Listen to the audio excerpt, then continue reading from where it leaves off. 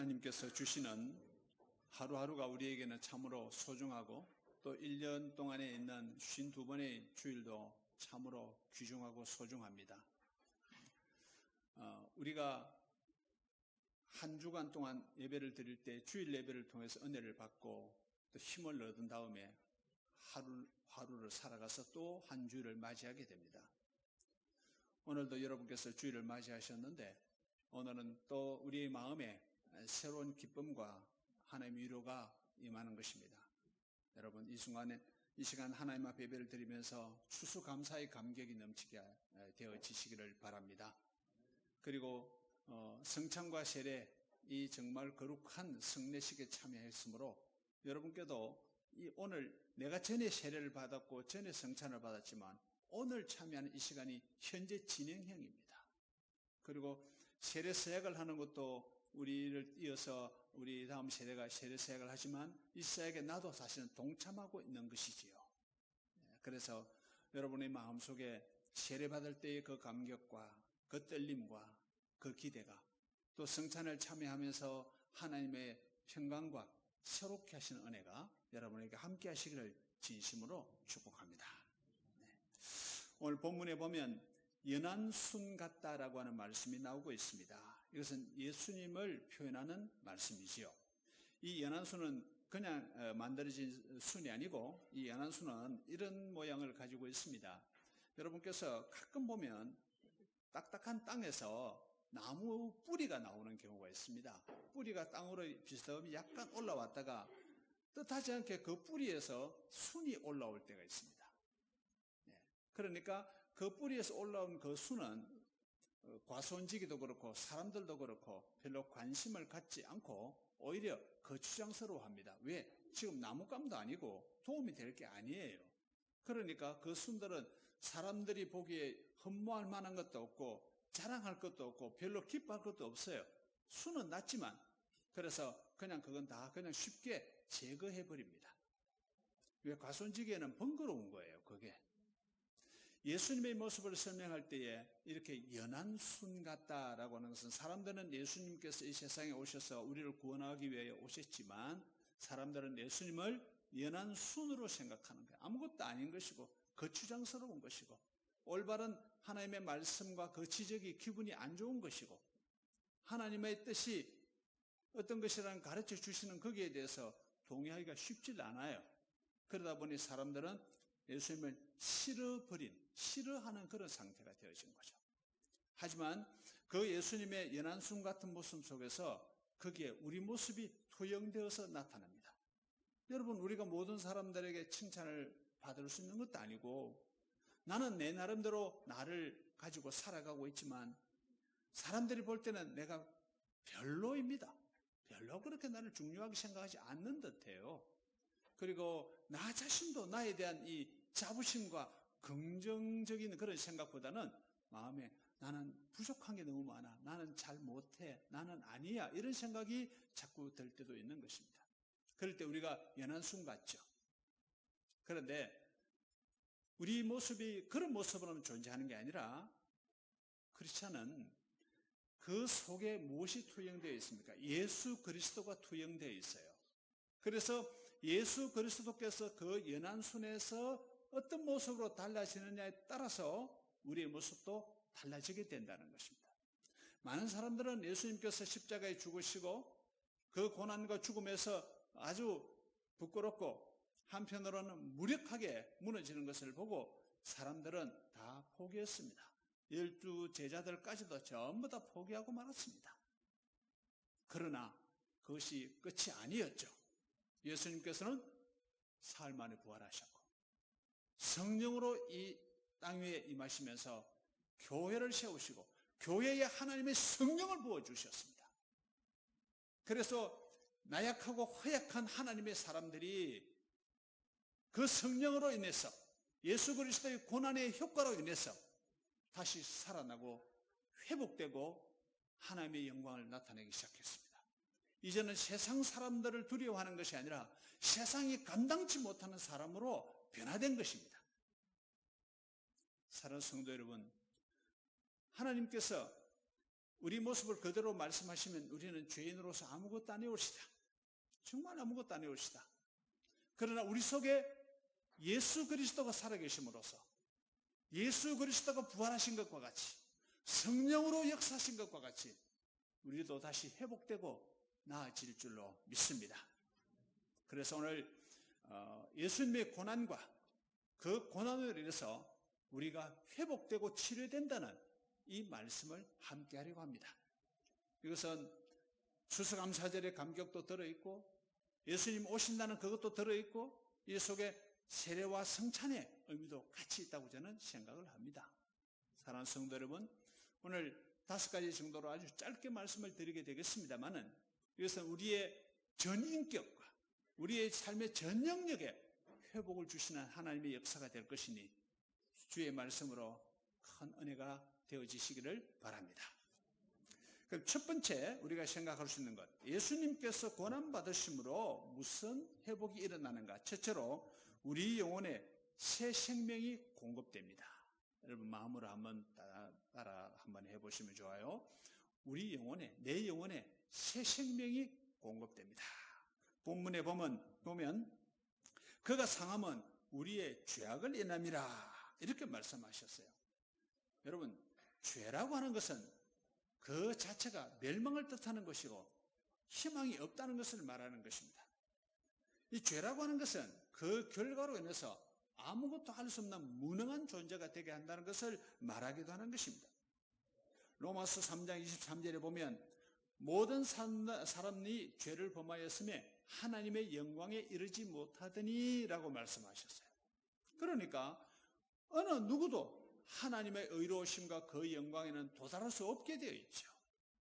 그런데 예수님께서 우리를 위하여 십자가에 죽으심으로 인해서 우리는 죄인에서 의인으로 다시 회복되면서 새 생명이 우리에게 만들어지기 시작한 겁니다. 이제 우리는 우리 육신 속에 담긴 생명만이 존재하는 것이 아니고 영원한 하나님의 생명이 우리에게 공급되신 것을 여러분 믿으시기를 바랍니다. 예수님께서 우리를 위하여 십자가에 죽으시면서 우리 죄를 다 담당하셨기 때문에 우리는 죄의 결과가 죽음이라는 것에서 이제 자유하게 되었습니다. 다시는 죄로 인해서 두려워하거나 그것 때문에 내가 죽음의 공포를 느끼거나 할 필요가 없죠. 우리는 새 사람이 된 것이고 새 생명을 갖게 된 것입니다. 여러분 가끔 그런 분들이 있으세요. 한국에서도 이번에 큰 사고들이 많았는데 사고 끝에 무사히 살아낸 경우가 있잖아요. 그때 그런 분들이 주로 하는 말이 있습니다. 그 경도 밑에 들어있다가 광산에서 이렇게 9일인가 10일 만에 살아나신 분 하는 말이 역시나 나는 이제 새 생명을 얻었습니다. 새로 태어난 것처럼 살아갈 겁니다. 그런 이야기를 하셨어요. 여러분 예수를 믿는 사람은 새 생명이라는 게 뭐냐 하면 내가 새 사람이 되었다는 뜻이고 나는 이제 죽음에서 살아났으니까 새로운 사람답게 살겠다라고 하는 뜻을 가지고 있습니다. 두 번째는 예수님께서 고난받으심으로 우리의 인격이 성숙해집니다. 이 부분은 우리에게 참 중요합니다. 본문에 보면 그가 찔림은 우리의 허물을 인함이요 라고 말씀하셨어요. 이 허물이라고 하는 것은 여러분 사람에게 인격을 많으면 허물이 많으면 인격이 좋게 되지 않습니다. 흠이 많아요. 부족함이 많아요. 실수도 많고 또 인격적으로 우리는 기준을 말하기는 어렵더라도 사람들이 내 인격을 보고 나를 존중해주고 나를 귀히 여겨주는 것은 인격을 대우받는 거잖아요. 그런데 이제 상대적으로 내가 다른 사람을 존중할 수도 있고 그렇지 못할 수도 있지만 우리는 예수 안에서 우리의 모습들이 존중함을 받고 귀함을 받는 그런 모습으로 달라지게 돼요. 그때부터 우리는 인격적인 사람이 됩니다. 전에는 내가 생각하는 기준이 전부 다였어요. 내가 하고 싶으면 말하고 내가 행동하고 싶으면 행동하고 또 내가 머릿속에 두고 판단하고 싶으면 판단을 해요. 그러나 이제는 그게 아니죠. 어떻게 할까요? 내 인격이 예수님의 인격을 닮아서 치료를 받았어요. 그래서 상처도 치료받고 고민도 나아지게 되면서 내가 달라지기 시작하는 것입니다. 사실 우리는 우리 자신들이 갖고 있는 현실이 우리에게 인격에 큰 손상을 줍니다. 여러분 주변의 사람들이 나를 힘들게 해요. 수많은 사건들이 나를 힘들게 한다고요. 그래서 내가 좀 과격해지거나 분노하게 되거나 또 내가 받아들일 수 없게 되면 내 마음이 어떤 때는 우울해지고 너무 마음에 큰 상처가 생기는 것입니다. 그럴 때 우리 인격은 힘을 잃게 됩니다. 자신감도 잃게 되고 내 마음의 인격이 막 상처를 입기 때문에 사실은 판단력도 흐려지고 사소한 일에도 우리는 자꾸 분노를 하기 쉽고 또 내가 충분히 해결하고 이해하고 넘어갈 수 있는데도 그게 잘 안 돼요. 잘 안 돼요. 네. 어떤 교회에 집사님 두 분이 다투셨어요. 김 집사님하고 이 집사님은 다투셨는데 이 집사님은 속이 상해서 교회를 좀 안 나오고 계셨어요. 근데 김 집사님 교회를 나오셨어요. 자, 여러분, 두 분 중에 누가 더 훌륭합니까? 이렇게 이제 말한다고 하면, 교회를 나오는 분이 그래도 훌륭하지, 이렇게 말할 수 있습니다. 그런데 반대로, 내 때문에 교회를 안 나오시는 분이 있는데도 마음이 편할 수는 없잖아요. 그래서, 이렇게 되든 저렇게 되든 두 사람이 다 사실은 사촌입니다. 서로 다투고 서로 간에 상처가 되었으면 인격적으로 서로 이렇게 함께 해가는 그런 모습들이 우리에게 만들어지는 거예요. 그건 우리 힘으로 안 돼요, 여러분. 사실은. 인격이 성숙해진다는 것은 예수님을 닮아가는 인품이 된다는 것입니다. 여러분, 그리스도인은 스스로가 나의 인품을 잘 가꾸어야 됩니다. 그것이 내가 복되고 하나님께도 영광이 되고 사람들에게도 기쁨을 주는 것이기 때문입니다. 세 번째로 예수님께서 고난을 받으심으로 우리 마음에 평화를 누리게 됩니다.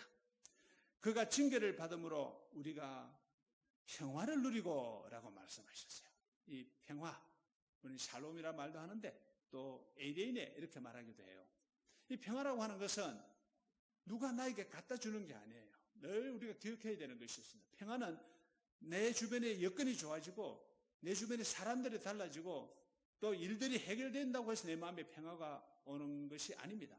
여러분, 사실 우리가 여러 사람인데 어떤 일이 해결됐다 그래도 어떤 사람은 아직 아니야 이럴 수도 있는 거예요. 그렇잖아요. 네. 그러니까 자기 기준의 해결이 아니고 하나님 앞에서 생각해 볼 때 하나님께서 괜찮다 하면 괜찮으신 거죠.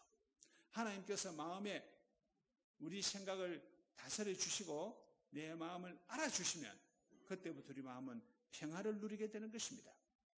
하나님께서 우리에게 평화를 주신다는 것은 평화는 우리 속에서 일어나는 거예요. 여러분, 한 번 더 강조드리고 싶습니다. 평화는 누가 갖다 주는 게 아니에요. 아내가 나한테 잘해주고 아이들이 내 말을 잘 들어서 마음에 평화가 있는 게 아니라 내 속에서 평화가 먼저 만들어져야 됩니다. 그러면 내 주변이 다 평화로워지는 거예요.